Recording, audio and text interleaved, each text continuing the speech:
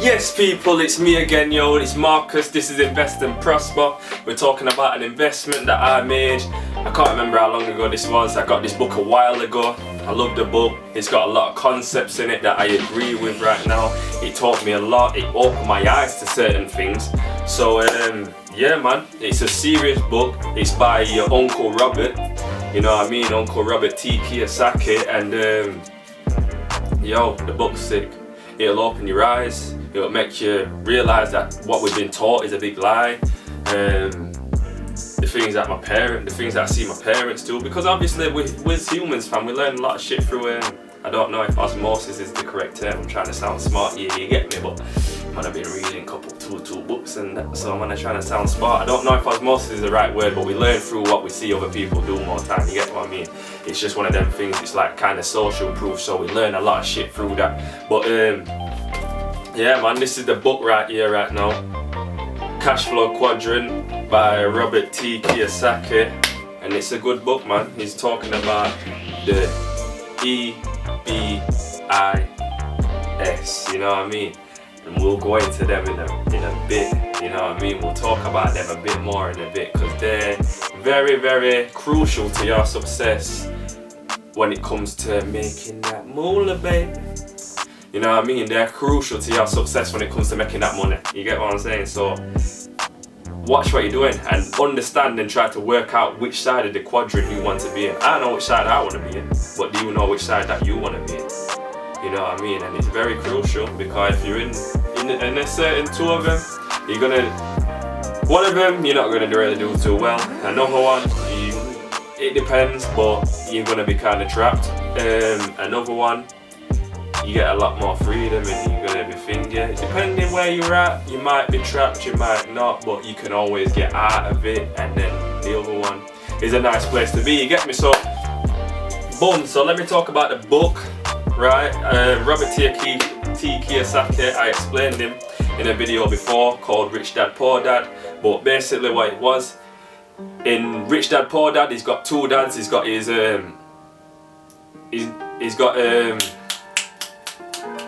He's got his poor dad, which is his real father, and then he's got a rich dad, which is his brethren, his friend, his dad. You get what I mean? And he owns some big company. He owns, I think they were like supermarkets or something like that in like, oh where were it now? I've forgotten the place, man. Forgotten the place. Obviously, I read these books a while ago, so might have been a year or two ago. You know what I mean? But the information's still there. But yeah, his friend's dad owned some business, and they were making a lot of money. So what he wanted to know was, how are you so successful when it comes to business? How have you been able to invest this money? How have you been able to get the lifestyle that you want? How have you been able to afford this and that and blah blah blah? And how's my dad, who's gone through the education system, gone through school, gone through this, gone through that, and became a teacher himself and still not living the life that you're living? That's what he really wanted to know, you know what I mean? That's what he really wanted to think. And he was thinking, why does this work out like that, you know what I mean? Why is it like that? But it really, from a young age, he found out that it made sense to follow what his friend's dad was doing. I'm about to say brethren then, but I understand some viewers might not understand that. But for the viewers that don't understand that, that means friend or brother or whatever, you know what I mean? So he's trying to think, how has this guy done this? He starts chilling with him, he starts being around him, and he starts learning through, I don't know if this is the correct term, I hope. So yeah, he started learning from him how to be successful, how to be rich, how to operate like a rich, successful person operates, and how to maintain it, and how to gain more and more and more of it, so that he's prepared for any situation, who to trust, which people he needs, which team he wants around him. And he started learning things like that. He started picking it up and picking it up and picking it up. And soon enough, he soon became successful himself. So by helping a rich person, this person dragged him up, and then he was able to help somebody down below who's also helping him. So the two works. But what do you do? It's simple, fam. What do you do when you need your car fixed? You go to a person who knows about cars. When your stomach's not feeling well, you go to a doctor. If we want to get rich, we need to go to a rich person who's already rich, you know what I mean? It's so common. It's mad that we don't think like that. Even I didn't even think like that myself, which is very stupid. So I'm going to teachers to teach me about life and whatever and blah blah blah when I'm younger and stuff and going to college and uni, but these people are not rich, fam. You know what I mean? So it doesn't make sense.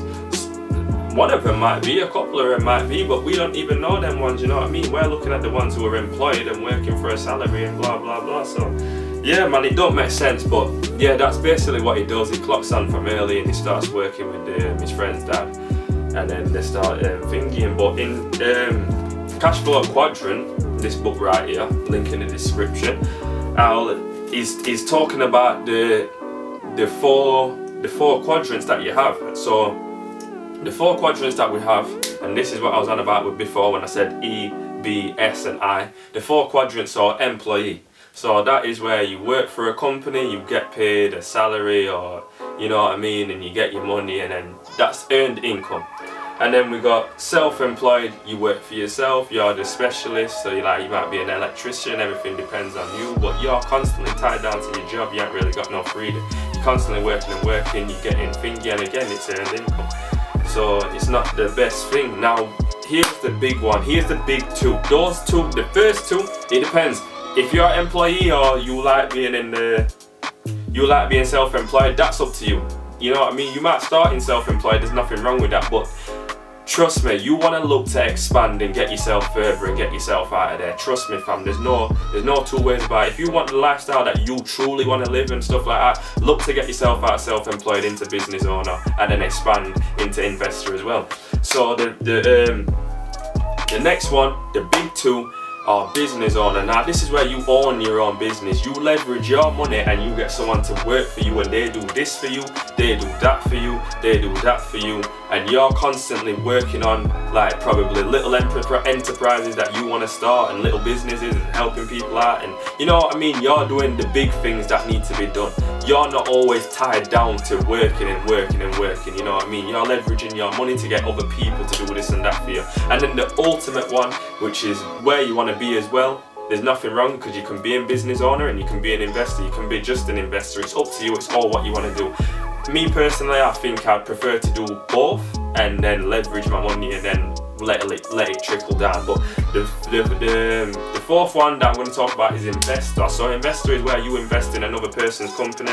You might want to be on the stock exchange and invest in this business or help this person, you know what I mean, if they're just starting out, or you invest in a company, or you know what I mean, that kind of thing. You invest in a person, you help out a person, and all of them kind of things.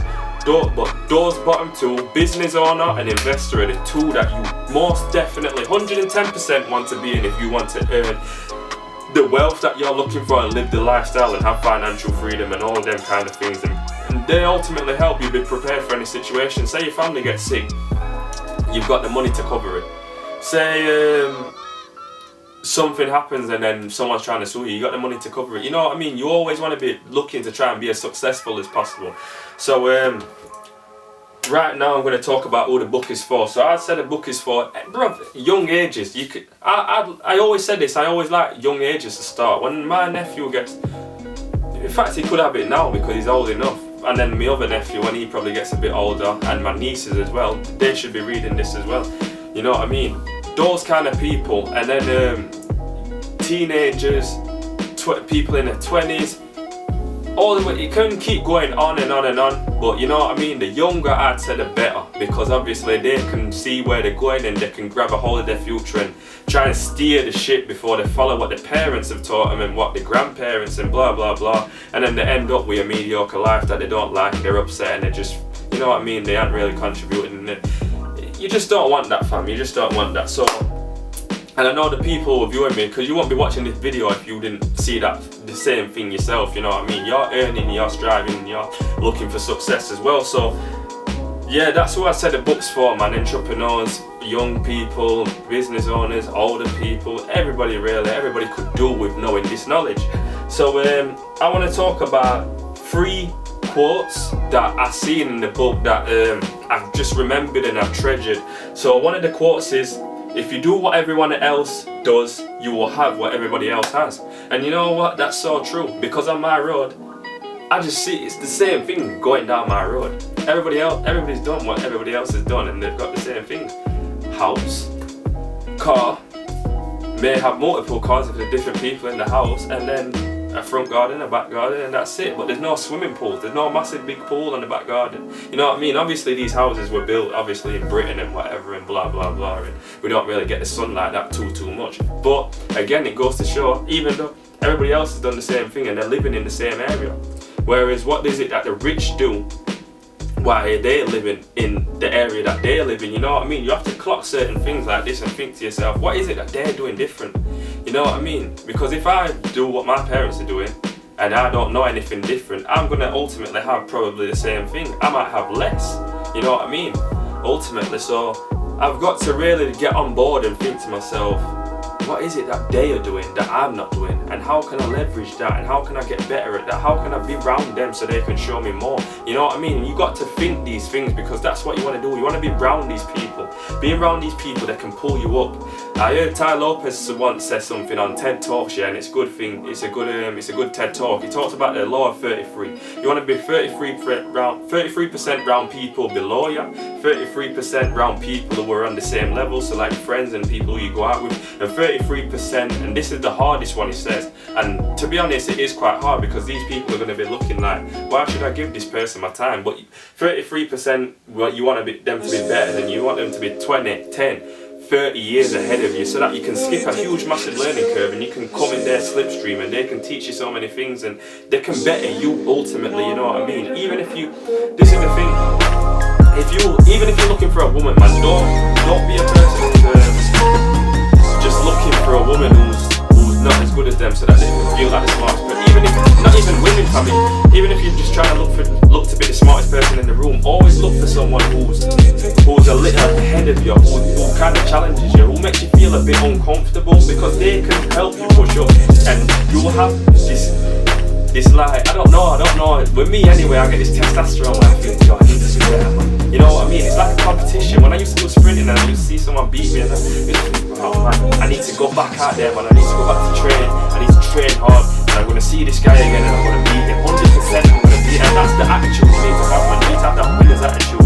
So that's one of the big quotes that I took away from there. Another quote that I took from there was, take control of your cash flow, or take control of your cash flow, right? This is what the quote says. Take control of your cash flow.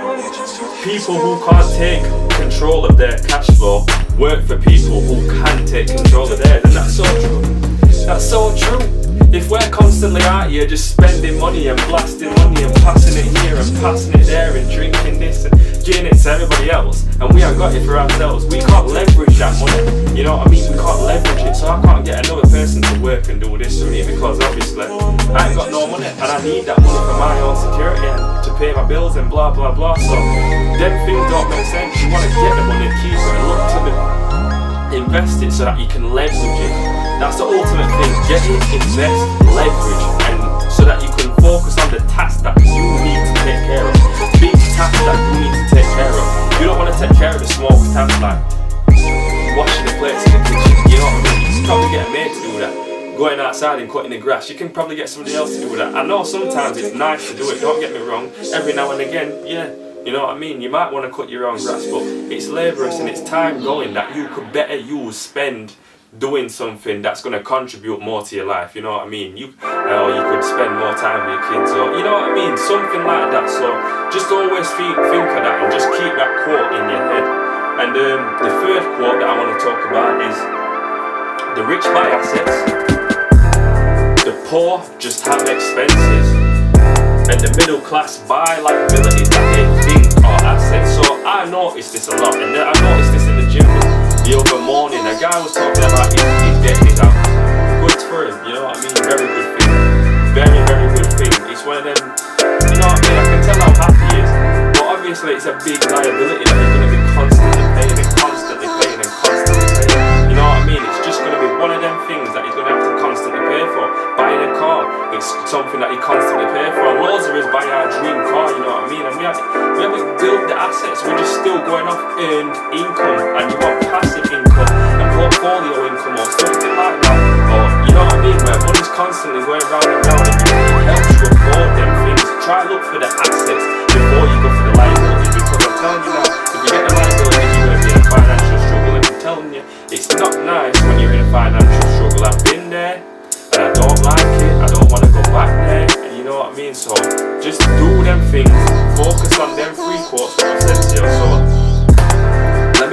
over the quotes. So if you do what everyone else does, you will have what everyone else has. That's the first quote. Remember that one. Right? The second quote, take control of your cash flow. People who can't take control of their cash flow work for people who can. That's the second quote. Remember that. Keep it in your head. Write it down on a piece of paper if you're taking notes. And 3, the rich buy assets. The poor just have expenses, and the middle class buy liabilities that they think are assets.